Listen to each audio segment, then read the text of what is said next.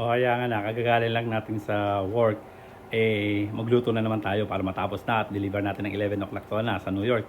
Ngayon ituro ko sa inyo kung paano gumawa ako ng baked pampano. So ayan ang ating pampano na, yung i-aas ng natin magkabilang side na. Ito naman ang ating ilalagay na panglagay sa ibabaw at saka sa loob ng tiyan na luya, kamatis, celery, jalapeno o siling verde, sibuyas na mura, sibuyas na bombay, tapos si paminta, at saka luya. Siyempre naglagay tayo ng daon ng saging, tapos ilalagay natin yung jam, yung ating konting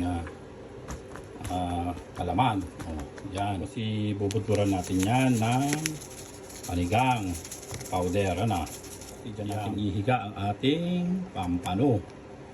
Yan yan ng panigang na sampalo ko yan.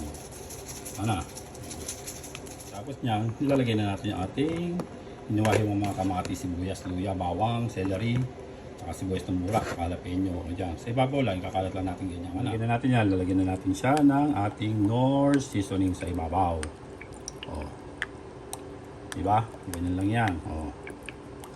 Ayan na ang ating mga pampano na i-bake.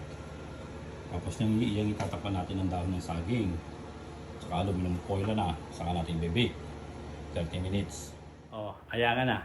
Ganyan lang kasimple mag-bake ng napakasarap at napakasimpleng pampano sa sampalo.